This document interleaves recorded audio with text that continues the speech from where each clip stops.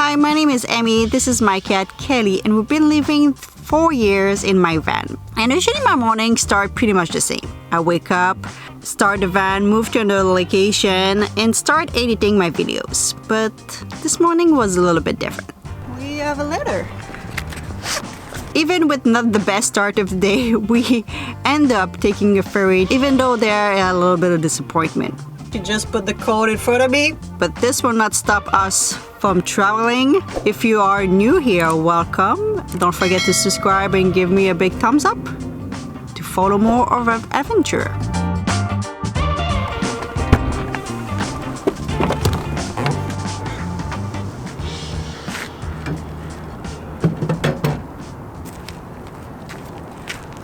I put those magnets underneath my Starlink. They are pretty strong. It's not gonna go away.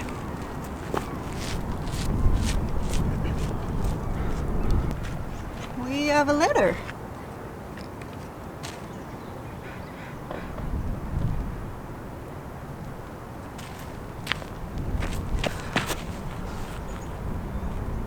I hate when they do that. This is like someone who's working here who put that on my hood of my windows. I didn't realize I was editing. It said no overnight parking, 12 to 6 a.m. I came here at 7:30 even. They say it's a warning. I was here okay, I didn't sleep here. There's even a sign right there beside my van that says so. I'm not gonna sleep here. That is something that if you live in a van like mine that is not stealth, people know that it's a camper. Especially in the town like I'm in North Vancouver area where they have a lot of camper van and a lot of people living full-time in their van. You might run into something like this. That happened to me. One in Squamish. The bylaw talked to me. That happened when I was traveling the first year. I think I was in Smither. That happened to me a couple of times. It's just someone who's doing his job. I'm not necessarily mad at them. They just come and they tell you, you know, you cannot sleep here tonight. And like, I know, I'm in the middle of the day. Oh, I know, I came just early. Or like those people, I think what's happened, it's they work from 8 to 5, bylaw, doing any other bylaw things in their town. And they see camper van at 8 o'clock or when they leave around 5 and they think we're gonna stay here for the whole night and we slept there.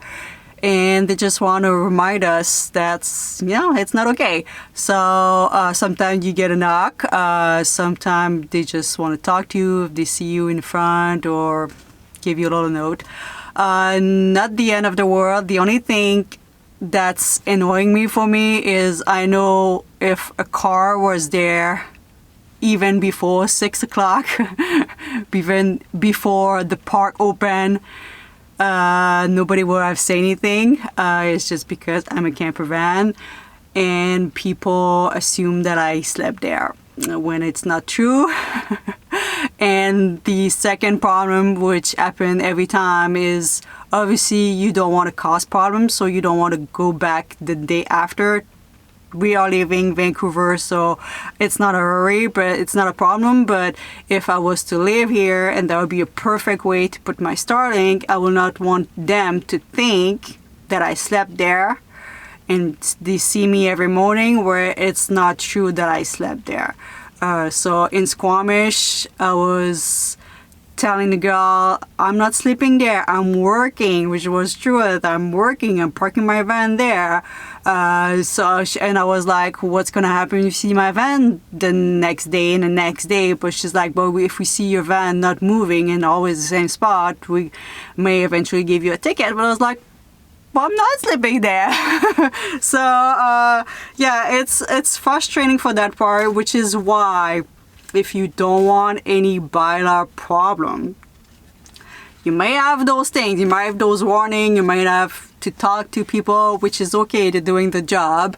But if you don't want to have ticket, if you don't want to get towed, if you don't want to have those problems, always move. That's the thing.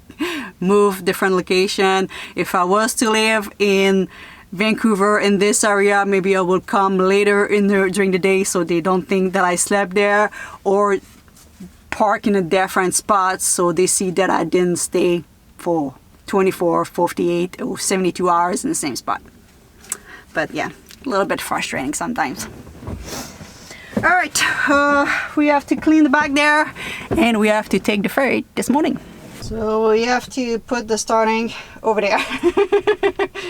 A little bit crazy.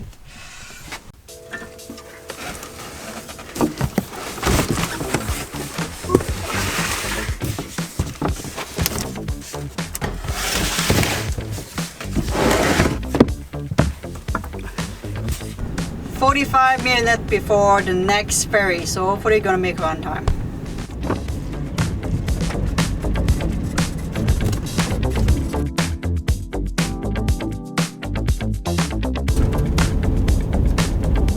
No, I don't have any. Okay. Your first day or? Yeah. Awesome. Okay, you'll be going to lane 6. Perfect. Yeah. Thank you. Have a good day. You too.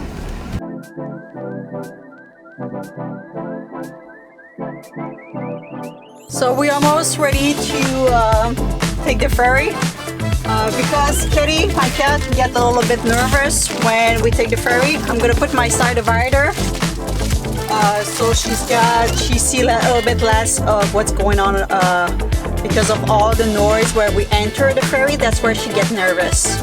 Inside the ferry, it gets pretty quiet during the sailing, so she's all right. But at the beginning, she always go hide underneath my seat. Yeah, the ferry is not your bestie. Yeah, it's not your favorite. You're not too scared, but it's not your favorite thing.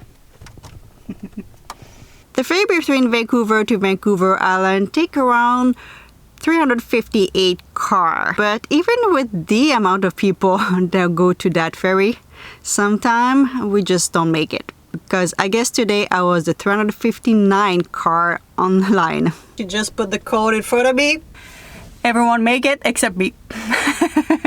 She's like, no place for you. Next one. I think we have 2 hours to wait. So I think we are pretty much almost going right now. They just announced. So I've been doing some stickers to send to you guys and online stuff, emails, that kind of stuff. And yeah, it's great to be in your van. I say that several times, but when you have to wait in line for ferry or things like this. Today it's not cold, but in the middle of winter when you have to wait 1, 2, 3 hours for a ferry, you really appreciate having your van and having food and having everything. That being said, I don't really have that much food. I mean, I could have made something else like a breakfast maybe, but I think I'm gonna eat something on the ferry. I'm just being lazy.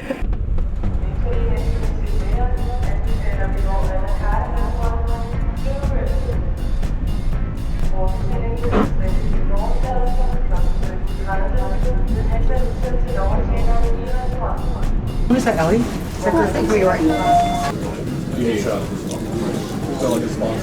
Yeah, okay.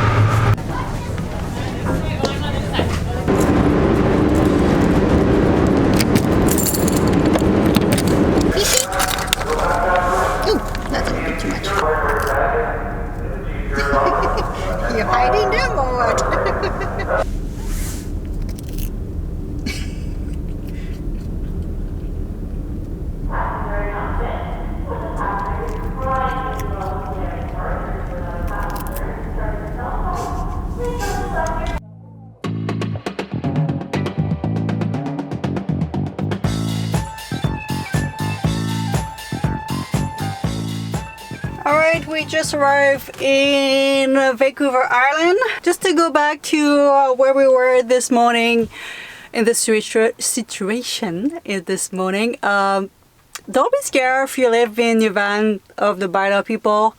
In almost 4 years, I think, van life and car life, I had some encounter with them. I had people talk to me. I had people doing their job, I think. Yeah, it can be a little bit frustrating that, you know, they see a camper and they just right away go after us, but it doesn't happen very often that I talk to them, but it happened. I think the key is to move, not be always the same place. So right now I'm in the parking lot, just had to go to my gym, and I'm gonna stay there until I'm ready to go to bed. And when I'm ready to go to bed, I'm gonna move to where I'm gonna sleep tonight. And this is always what I try to do. And first thing in the morning, I'm just gonna move to another spot. So I don't get in any problems. But yeah, like you can tell, sometimes you can still talk to them no matter what. So just move, don't stay in always the same spot. Sleep in different area if you can, as much as possible, and you should not having any trouble with them. Oh, I hope so. Alright guys, it was a long day. I'm gonna let you with Miss Kitty, who just I think she's gonna give you a kiss. I can feel it. She feels really lovely right now. I didn't even ask. I didn't even just turn around, Kitty. And you. You will give them a kiss. And yes, I knew. You feel lovely right now, eh? You want some love? You want to give love? Yeah. Because you spend some time inside the van while you're taking the ferry.